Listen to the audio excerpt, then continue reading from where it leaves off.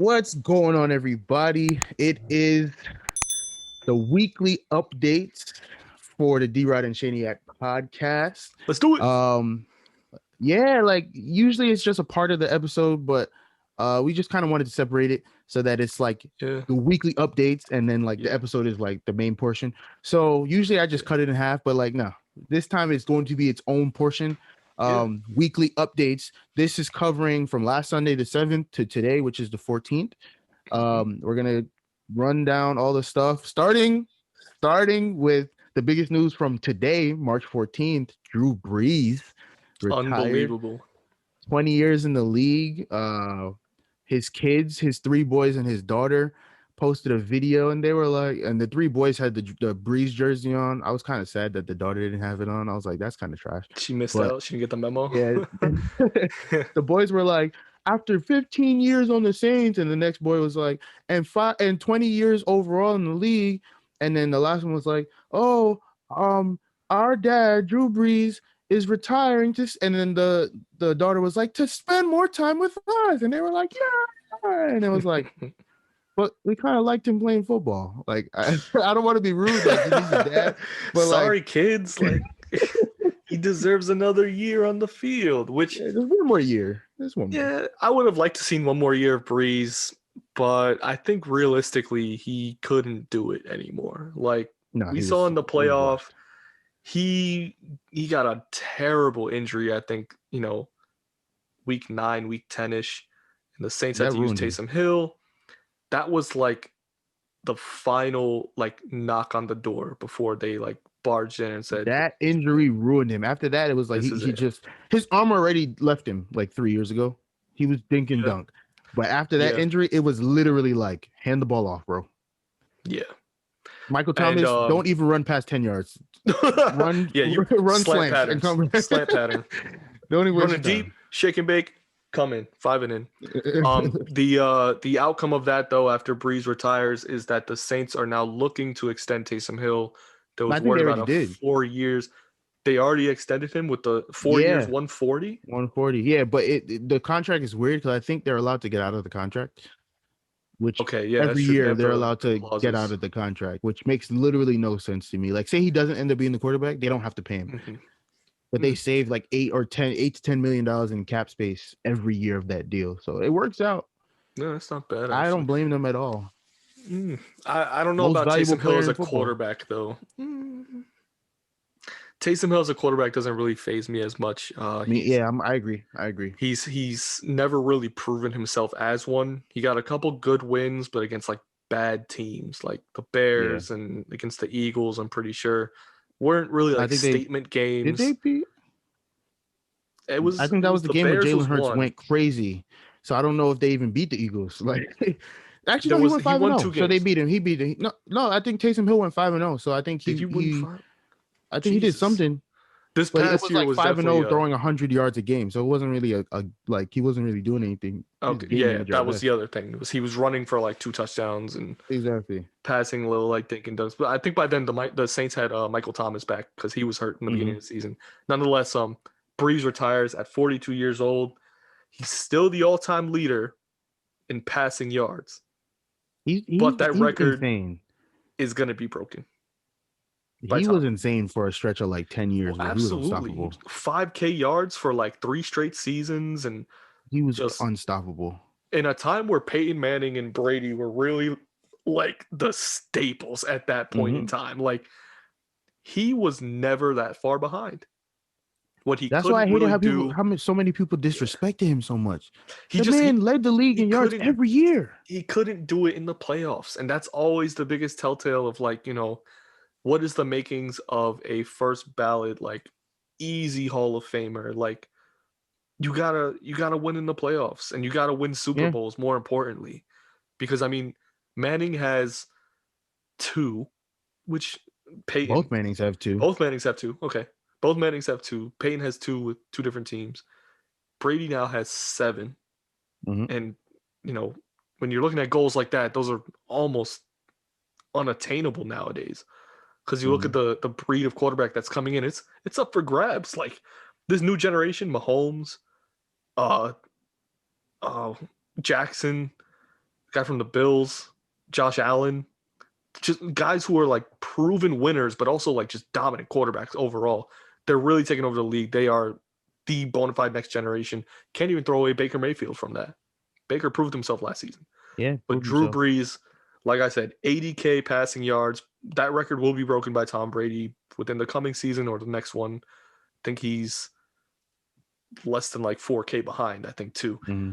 But he is second all time in touchdown passes behind Brady and second behind Brady in completion percentage career-wise. Again, Drew Brees started out with the Chargers, was going to be really like a transition quarterback, didn't know where he was going to be after, especially when they traded him to the Saints. Yeah. He turned that franchise around. Turned them around easily. He brought just a completely different scale of competitiveness, winnability. The Saints were a dumpster fire for like decades. Yeah, and remember the brown paper bags? Ooh, they were like the originators. It was them in I think Tampa when they had the creamsicle uniforms. Again, just turned that franchise around.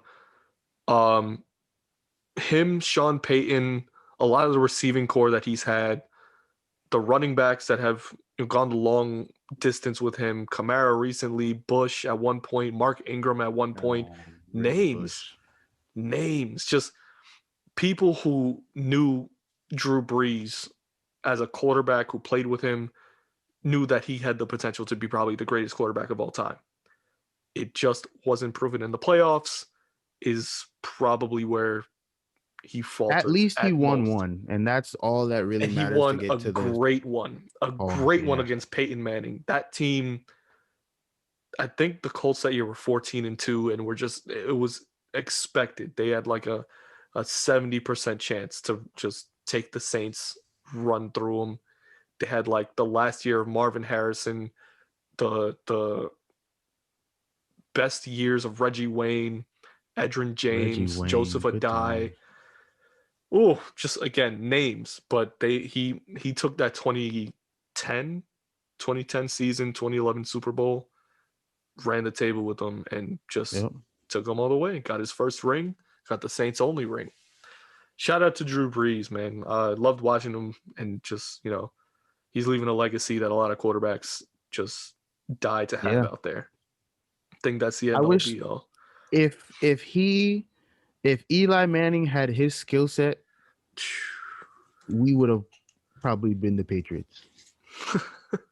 I'm just being honest with you.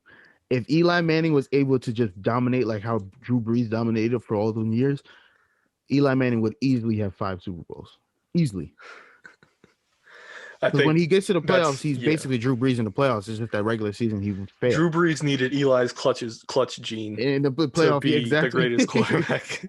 that pretty much would have stabled him as that. But I see what you're saying. Speaking of quarterbacks, Dak. Free agency season is open as of March 9th, and the biggest name contract quarterback to come out, NFC least? I think not. He now is number 2 behind Patrick Mahomes with a 4-year, $160 million contract for the Dallas Cowboys. Dak Prescott looking to be their quarterback for the decade. I think, even after this 4 years, I think he has a really, really turnaround, like light up 4 years for the Dallas Cowboys. He finishes this decade probably with the Cowboys. I don't see him going anywhere else, only because, it's hard to leave Dallas when you finish with a contract like that. Explain this to me. Mm-hmm. Like, I know these divisions have been set up for a minute, but like, Tampa's in the East. Carolina, East. Dallas, at best, Central. Maybe South. Yeah, I always felt that way. I know what you're saying. Why are they there? That makes no sense to me. It's actually Jerry Jones when it comes to marketing, is a mastermind. Because what he's doing is he's taking the everything is bigger in Texas ideology and bringing it to the New York area market. He figured that, after the whole, it has to be. Of course, because after, I think like in the 80s, there was a real mix up with the NFL divisions. I remember they had like an East, a Central, and a West. And Tampa was playing in like the North. They were playing like the Packers, the Bears, the Lions every year. And it was like, how could you force them to do that? After they finished the shakeup, though, where they actually organized teams into like real geographical regions, Jerry Jones says, but I like who we're playing. We're playing the Eagles. Those are good games. We're playing the Giants. We built a rivalry with them. You can't take us away from playing Washington. They have that whole kind of racist Cowboys and Native Americans like rivalry. That's dead now. So it's dead now, but it's something that I think Jerry Jones was like, we're staying. We're here to stay. This is the only reason why they pretty much kind of, never really left where they were. He can't lose that I'm market. Thinking he can't. You have New York, Philly, DC, Texas, Dallas, Dallas, Texas. What? Everyone's over here, and you got one guy screaming from the middle of the country, "We them boys, we them boys!" Exactly. Every year. No sense. When you have Carolina, you have the Falcons. The Falcons are NFC. You have South Tampa. You have three teams in between. Three teams on the East Coast that you say, no, leave them. Dallas. We want Dallas. Like, what? That makes no sense to me. What? Neither here nor there. That's just dragging it on. Speaking of the Bucks, Chris Godwin got tagged. How do you feel about that? I know he's tight. He's not upset just yet because he can still work out a deal. Yeah. That's the only reason why. I know he wants a long-term deal, especially because Tom Brady's there now another year. Mike Evans is still the number one on that team. Godwin is a really good receiver that any other team in the league would love to have. And the fact that he took the tag to stay in Tampa means that he knows he's probably getting a new, he didn't longer take the deal. Tag. He got tagged.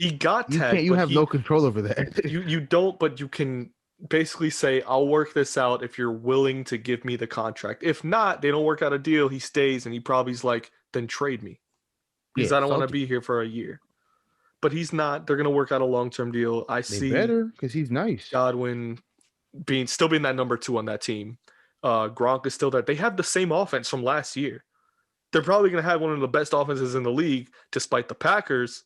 Tom Brady could be looking at an MVP season, especially because the Saints are no longer in their way. They lost 2 games to them in the regular season. That could be 2 wins. Taysom could literally come out for the full year as being the quarterback and shove. Or they could put Jameis Winston at quarterback, and he could, with his LASIK.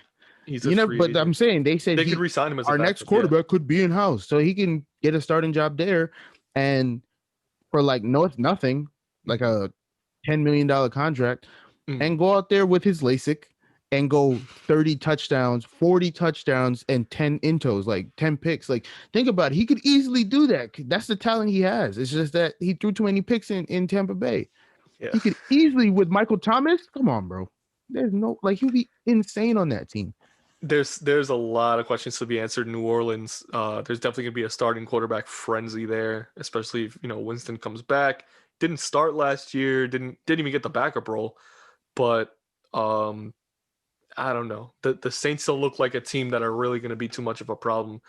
If Taysom Hill's at quarterback, the Bucs will have no problem against the Saints. Easy. No problem. If Jameis Winston's at quarterback, maybe a competitive game, I still see the Bucs winning. I haven't seen Taysom Hill's arm well enough. Even in college as a quarterback, he was a scrambler. He was the same type, an option, run out, play action pass quarterback. The good thing, though, is that the head coach, Sean Payton's still there. never has a bad quarterback. Even when Drew Brees was out, what did they do? 5-0. Came out with who? Yeah, they won all their games. You really have to credit that to their defense. I'm sorry. You really That's do. true. That's true. But you gotta I do see what you're saying. Yeah, you can't win. Defense doesn't always win games in the NFL. You got to have an offense to take that on the other hand. On the other side, there was a quarterback that they were saying was going to go to New Orleans to give competition, Cam Newton, but he came back to New England. He re-signed a 1-year deal, $14 million. Right. He's coming around too. You were right, Shane, because I get him. thought that Trade for done. Chris Godwin right now, or sign Juju Smith. Sign Juju. I'd like Juju. I wouldn't even like Juju on the page. I wouldn't mind Juju on the Patriots. We need a tight end. We could sign Jonnu Smith, who was in Tennessee last year. Really good tight end. We need another receiver. I like Juju. There's something about Juju that's a little overrated to me. I feel like he has the Pittsburgh effect. Every wide receiver in Pittsburgh is great.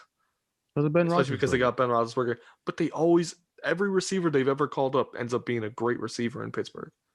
I don't know how they fare. Ben Roethlisberger, he even says it. He's like, yeah, I have my favorites. I'm not going to lie. Like, it was Antonio Brown. It was Antonio Holmes. Yeah. They don't fare too well outside of Pittsburgh. Antonio Brown is an exception because he's playing with Brady. Yeah. But Santonio Holmes went to the Jets. There's been some real downers that have come out of there. I like Cam coming back to New England.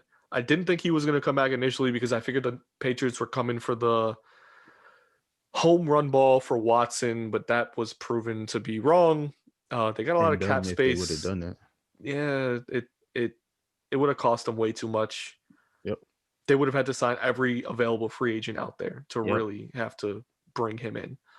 Regardless, Cam still needs a team. So aside from receivers like tight ends and wide receivers, they are still going to need their defense healthy. Need to pick up another edge rusher, preferably a pass rusher. I'd like a running back who's a little more consistent. I think we lost James White, but I did hear that he was probably coming back on a short-term deal. He's in his 30s. That's usually running back end of time, career-wise. But again, a lot of injuries all around Cam. Offensive line is still not solid. They actually just traded Marcus Cannon to the Texans for a mid-round pick. So, again, a lot of work to be done in New England. The last major signing that we've seen this past week is Packers running back Aaron Jones going back to Green Bay. 4 years, $28 million. Was that what I read? Because I thought it was more than that. I thought it was Aaron Jones. It got to be more than that. He got UTEP. I'm not looking at his college stats. That's actually so surprising that he went to UTEP. Oh, it was 48. 4-year, 48. Yeah, I knew the 28 didn't sound right. That's right. Because the 48, he was getting $12 million a year. He got 13 guaranteed. I like that signing for the Packers. I think there was a lot of doubt that he was going to go back to Green Bay only because they had a younger guy, A.J. Dillon, kind of show him up in a couple games where he was hurt. They don't have Jamal Williams anymore. He's still a free agent. They might re-sign him, but, if you've got Dillon as a backup, it's not a bad outlook. Jones is still young. He's got a lot of potential still with the Packers. He's been an NFL top rusher. Doesn't score a lot of touchdowns because it's the Packers and Aaron Rodgers and his 18 receivers that he carries every year, but still a great rusher. Good signing for the Packers. That team, again, still one of the best offenses in the NFL and in the NFC. Yeah. Good for him. He got his money. Can't complain. Well, let me not say he was complaining, but running backs always never want get paid on time because people are like, why would they pay him? He's just Zeke is the other exception, but Barkley I think is the next big signing. At least long term. Henry will probably restructure a contract that goes beyond everyone's mind comprehension. He got a bag last year, but because it was him and Tannehill that got the bag at the same time. Because they're like, how you gonna pay the guy that didn't do anything when the running back carried you, and then like a week later he got a contract. But at the same time, it's like he got a running back contract and Tannehill got a quarterback contract. So it's like, everyone listening, make your kid a quarterback. Just do it. Yeah. And hopefully he turns out to be amazing. But yeah, Shane, there's a couple teams that we discussed, I think, before, have a lot of cap space. A lot of the middle of the road teams, there's a couple names up there that, can really make some big moves in the free agency market. There's a lot of receivers, a couple tight ends, some corners, a lot of defensive linemen is what's pretty much still left over. But based on those teams, those top 10 teams with the highest cap, Jaguars at 1, probably not going after too many free agents, looking more at draft picks. They have a lot of cap, but everybody and get the free agents as well. They have to give that team Lawrence could be amazing. That monster contract, and that will affect. That's why you pay them now. That's why you pay everybody now, because they're not going to pay him before his first 3 years, unless he ends up being Patrick Mahomes. And even Patrick Mahomes didn't get paid after his third year. He's gonna get a first rounder contract though. No, but remember they stopped those monster contracts to the draft picks, so he's probably gonna make $8 million. It's like the 4 remember year, Andrew Luck was like the last guy. He made like 20-something million his rookie year. It's like, what are you doing? 20 million to what? No, but so you'll sign him after the free agent market after like the third year, and then So I would say he's going $8 million off of 86 million is chump change.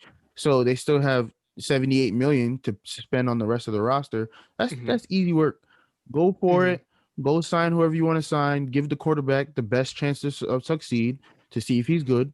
And then because you couldn't gauge Daniel Jones, for example, off of last year. You can't gauge Cam Newton off of last year because he had no pieces on offense. Like Daniel Jones had the piece on offense, but everybody was hurt at the same time, so you couldn't tell if he was good. Now you see, okay, he had a little bit of offense this year, and what did he do? He went out there and was doing pretty well when he wasn't fumbling. So give quarterback the best chance. The Jets having that much cap space, get players. It looks like, I mean, the running for Watson for them is getting like very, very small. And I think they banked on that a lot. Realistically, if you have a lot of cap space, yes, you can pay the guy. Yes, you can bring in free agents. But who else are you going? Like, there's not a lot of room. You're going to give up draft picks. You're giving up a top draft pick at that, a number 2 draft pick. And just, the team needs help. They were clearly, like, blatantly one of the teams that struggled so much at every aspect of the game. There was not a single star-studded position that came out of the Jets last year. And Sam Darnold had to brunt all of that. So again, if they have Darnold back this year, they need to use all that cap space to sign any name they can find. New coach, new system, start with your defense, because offensively, that'll get there. You have a number 2 draft pick. Yeah. You have a number 2 draft pick. Yeah, you're good. No, but don't pick up Richard Sherman if you need to. Pick up, sure, because he knows Robert Saleh's defense already. He played with him in San Francisco, and again, like, he's older. There's a lot other free agents that you can look at. Pick up names. Yeah, the AFC East is not a strong division. It's still the Bills and who? That's it. Miami's maybe. They're going to be good. If Tua's starting next year, probably not. Ryan Fitzpatrick is probably out of the league. If Tua starts next year, didn't he retire? Yeah, I think he retired this past couple weeks. He's like, I'm not doing this. If you guys don't want me, I'm just gonna go retire. And it's like, what? He's still one of the best quarterbacks in the league, low key. Fitzmagic. You don't get Fitzmagic for being a bum. He has to come in as a backup. That's the only way he's the best quarterback in the league. Yeah. Regardless, again, like, it's up for grabs. You have that much cap space. You have to go make a big signing. Start with your defense. It's the biggest issue. That's with every team. That's with every team on this list. The only team on this list with a lights out defense is the Broncos. The Broncos, I'd say the Colts. The Colts have a pretty good defense from last year. The Colts have a great offensive line. That's like the best aspect of their team. The defense is good. Patriots should be good on defense because they have to get their starters back. Yeah. Yeah. But everybody else on this team, you had a bad defense and a bad offense. 49ers maybe not because you have Garoppolo, who still could be good, and the Chargers have he's under trade talks still, even with New England. Yeah. They're looking to see if he wants to come back. People look at him as a game manager, but he's only a game manager if his coaches aren't, letting him just go for it. And playing under Kyle Shanahan has been a pretty detrimental. He has a good year under Shanahan and a horrible year. Yeah. He had a decent year, going to the Super Bowl in 2019. 2020, he was hurt the entirety of it. And just, maybe the offensive style isn't meshing there. But yeah, 3 are the Colts. They're pretty high up with cap space. They've got Wentz. That's the one quarterback issue I think that they're looking at. Maybe go for another backup quarterback in the draft or as a free agency pickup. I would say just pick up Brissett. Someone else. Or the Colts should pick up Brissett and let him compete with Cam Newton. You mean the Patriots at 4? Oh, I said the Colts. The Patriots, yeah. Actually, I would like to see Brissett back. He played 1 game after Garoppolo got hurt when Brady was suspended. Won the game, of course, against the Texans. But again, just there's still some leverage to be made. They have a lot of offensive signings to make. Brissett at quarterback wouldn't be bad for quarterback competition. I think the quarterback, the backup they really like still is Stidham from last season. I don't see too much potential in him. I actually like Cam better, and I think he'll start over Stidham. He will. After that is Washington at 5, $56 million cap space. Need a quarterback. They've got a decent defense. They're bad offensively. They have a team. Decent running back. They have a decent receiving. Again, yeah, a lot of cap space. Need to make a lot more signings, especially offensively. Give Ron Rivera the offense he deserves, man. Like he's a defensive coach. And really, the only team on this list that there's only 2 teams. Well, I'll say 3 teams on this list that are easily fixable: the Colts, the Patriots, and the Chargers. Every other team on this list, yes, yes, Washington won the division last year, and I would say Eagles owe them is nothing. So I don't, I got over it already. But they're not that good. Washington's not that good. 49ers, not that good. Panthers, not that good. No. Bengals, they're on the come up. They need a defense. Offensively, they can be all right. But yeah, they're not a better, especially because they have to play that AFC North. Exactly. Broncos, Jordan Love is the quarterback. Like, what does that mean? They're not that good.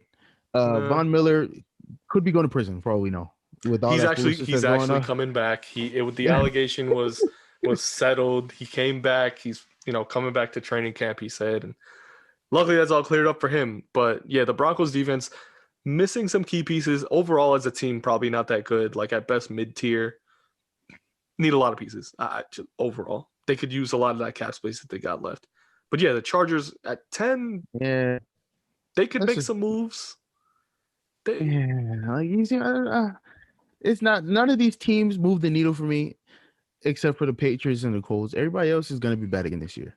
That's why I'm like, let's just move on, because like this list is like, it's a good list. It tells you who has the most money to spend. But when you really look at it, there's only 3 teams that could spend money on this list and be good. Every other team is still going to be bad. It's pretty much that money, unless they get some big names. Yeah. So it's like, NBA second half. Let's get it underway. The Knicks are still out here. So yeah, they had a bad loss. I'm excited. New York basketball is out here. Yes, sir. It's the Bucks. What'd you expect? Of course, but yeah, they came off Giannis having the Kyrie's out here getting chance. Yeah, all-star game, like going crazy. Yeah, Kyrie getting MVP chances is crazy. True. First game after the All-Star break, he's like the number 1 player on that team again. Was that yesterday? Karis LeVert came back, played for the Pacers, had a good game. Either yesterday or today, one of the 2. Yeah, he's gonna be a stud. That's my guy. Special place in my heart for Karis LeVert. Obviously. AD still out 2 more weeks. Joel Embiid had a pretty bad knee injury 2 nights ago. but is expected to come back again, couple weeks, 3 weeks maybe. It's a bone bruise, they said, in his knee. Embiid usually gets hurt every year, but, you know, they're still the number 1 seed in the East. Nets are... It's going to knock him off the MVP talks. Yeah, so, that's the one big thing. Know. Yeah. LeBron might win this year. You never know. With AD out, it's a big possibility. He's basically the only one still there. Yeah, that's true. And then to cap off everything from the weekly updates, coming up end of this month, March Madness, fill out a bracket. If you didn't watch a game, fill out a bracket because it's all up for grabs. There are no blue chip teams. Duke is out. Virginia's out. They could Kansas be a replacement. Is out. Kentucky's out. Oh boy, there's a lot of room for teams to make any Cinderella moves. Again, it starts at the end of the month. March 29th is the first play-ins, and then so much for March Madness. Yeah, it's pretty much now like in April. Much April Madness. Yeah, but yeah, there's a lot going on. I think coming up in the next couple weeks. Shane, weekly updates this past week. A lot went on. We're obviously looking forward to a lot of these seasons filling through. NBA is looking to finish by April, and you know that second half push is really coming in strong. NFL, we got free agency first times. We got the draft coming up soon too. There's a lot of talks around there. And then of course you got March Madness coming up very soon. The first round again coming at the end of the month. A lot of those teams are still up for grabs. This has been the weekly update. Weekly updates from Sunday, March 7th to March 14th. March 14th. How do we say it at the same time? That's kind of crazy. And of course, we've been your host, DROD and Shaniac. Bro. Yeah. Been another edition. See you guys next week. All right. Later. Yes, sir.